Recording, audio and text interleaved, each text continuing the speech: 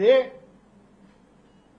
పోస్టులు ఎంపిక జరిగిపోయింది అన్న చర్చ తీవ్రంగా సాగుతున్నది.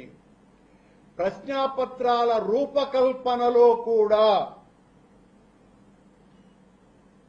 వీళ్ల వర్గానిదే పైచేయి అయ్యి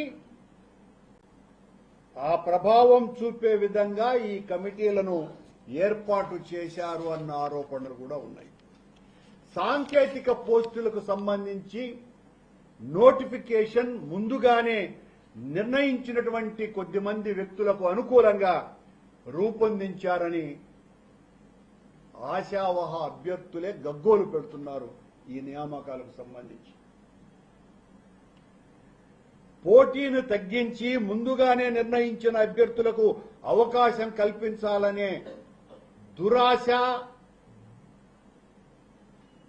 దురుద్దేశము ఈ నోటిఫికేషన్ల ద్వారా బట్టబయలవుతున్నది.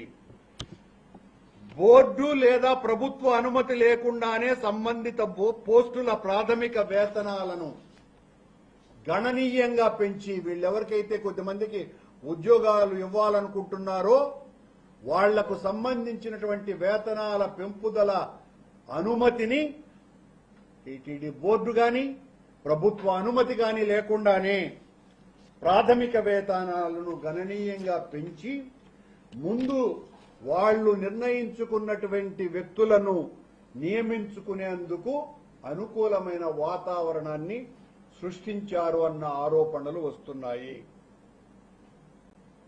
ప్రభుత్వ రంగ సంస్థలు, ప్రభుత్వ అనుబంధ రంగ సంస్థల్లో ఉద్యోగాల భర్తీకి నోటిఫికేషన్ జారీ చేయాలంటే నియామక ప్రక్రియ పూర్తిగా పారదర్శకంగా ఉండాల్సిన అవసరం ఉంది.